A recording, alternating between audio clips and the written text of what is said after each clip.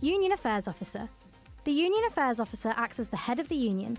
This role represents and advocates for the students in talks with the university and wider organisations. They'll also chair our trustee board and act as the liaison between the Students' Union and the college presidents.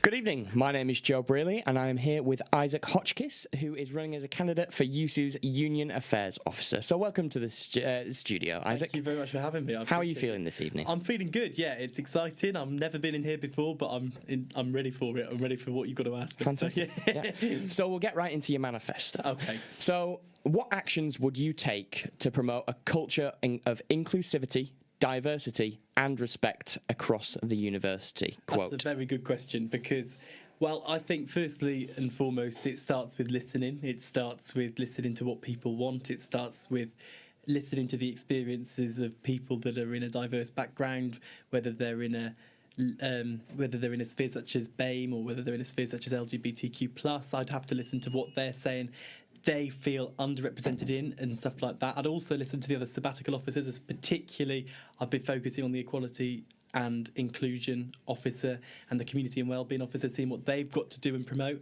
I'd want to work alongside them. And I just think that really, if I want to represent all people on the University of York campus, whatever background they come from, whatever they want to do, if I listen to their input, then I think that I can do that background. I can promote that sort of culture just by representing their views equally, making sure that everybody feels heard, make sure that everybody feels accepted, make sure that everybody feels loved on the university campus. Does that make sense? Yeah. So moving on to the finance bit. Yeah. So you say in your manifesto you want to make sure that USU is transparent in its finances and its decision making. So what kind of plan do you have to ensure that? Yeah, I mean, I am friends with a couple of people that worked in USU before, and I know that already that the Accountability and Scrutiny Chair, he or she publishes a report from that, and I think that they've changed the structure of it slightly so that the college chairs and presidents are going to appoint that chair now for going forward. But I think that making sure that that report is as visible as possible to everybody in students, because at the moment I didn't know until a couple of weeks ago that report even existed, and I've been here 3 years. So making sure that that is published, making sure that minute meetings of like major decisions like talk about finances are published, so students can review how we reached the decision that we got to in terms of like financial agreements, especially stuff like I found out when I was a student, I'm talking too long here, but I found out when I was a student that there was a £20 million building going to be built on the campus car park on Campus West, and I thought, is that really a good use of money? Is that really what students want their money to be used for? How did that decision get made? Did we have any consultation on that? Just questions like that, really. And I think that if I put the accountability first, then the rest will follow and transparency will come. So I'm guessing by the £20 million building, you were talking about the student centre. Yes. Do you think that is a good investment? No, I don't. I think that what students would prefer is investment in the current facilities we have. We've got campus bars that haven't had a renovation in 30 years. I'm thinking of DEBA, I'm thinking of Amber Arms, I'm thinking of places where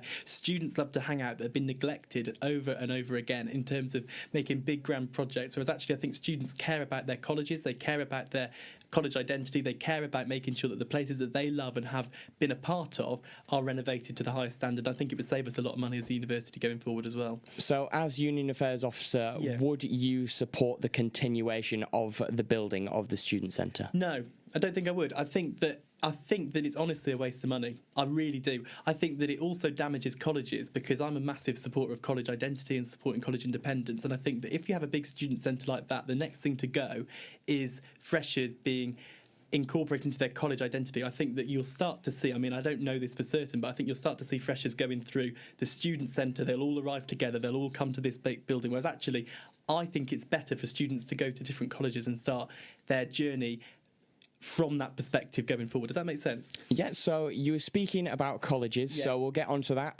You specifically talk about the finance area of ring-fencing college budgets. Yeah. Does this suggest that previously colleges have spent funds on things that USU did not allocate them? I don't know about that, but what I do know is that budgets have been cut. So I know that budgets currently for colleges have declined and declined and declined. I know that I'm from Derwent College. I know that there has been, we used to about 5, 6, 7 years ago be able to afford to pay our own college reps. I mean, the thought of that now is unheard of, being that budget we have. We used to have a college principal. She got made redundant. the way that the university looks at colleges and the way that university finances colleges is morally, I think, apprehensible, bearing in mind that our founding charter of the university has been putting colleges first. So I would say that definitely, I don't know about what USU and the college relationship is between their budgets, but I genuinely think that there needs to be some sort of action taken by students to say, look, we appreciate budgets and we want them to be ring-fenced for the future and not cut anymore. So how would you go about, what actions would you take to protect college individuality? That's a good question, because I mean every college I think looks different slightly, and I think that's a positive thing. I think that some colleges have a more have some sort of identity in terms of like being a bit more musical, some colleges are a bit more sporty, some colleges a bit more community based, and I think that's a positive thing, and I think students apply to those colleges based on those characteristics. And I think that what people are trying to do centrally is make every college look the same, every college act the same, and actually I don't think that's what students want. I think colleges should be places where they're independent, and I think that should be protected in their charters, that should be protected in their constitutions, and they should be allowed to form their own identity without being centrally made all identical.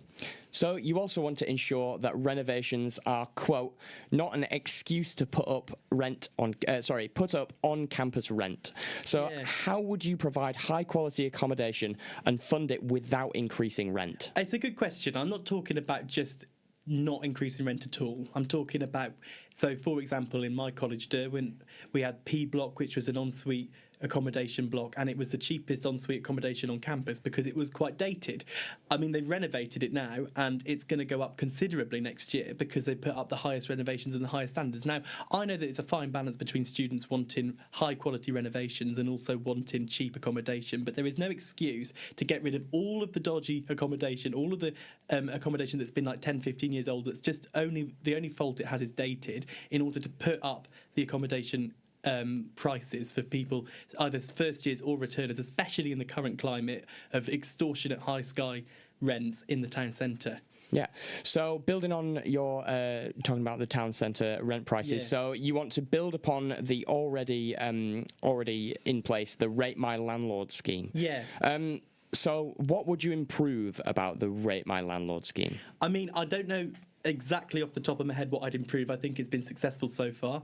I think that I'd probably introduce a feature. I'd make it its own website. I think that would be a key. I think having its own separate website, ratemylandlord.co.uk, or something like ratemylandlordyork.co.uk, and then you could see on there the rankings and have every single landlord in the York city ranked in terms of what students say about student satisfaction. I think that would be really good in order to promote accountability between landlords. So how do you think exposing poor practices can lead to accommodation issues being resolved, especially, again, in private accommodation? Yeah, I think it's hard because I don't want to say public shaming, but I do believe in that sometimes in terms of particularly landlords, because I think that it's very easy for them to pocket the money and know that they're going to be filled every year because we have a housing shortage. But I think that if you start exposing the poor practices that people have, then they are going to be shamed almost into making sure that their practices are better, because students are going to look at them and think, I don't want anything to do with that. I'm going to go for another landlord because I know that I'm not going to get ripped off, and I know that I'm not going to have problems with my house.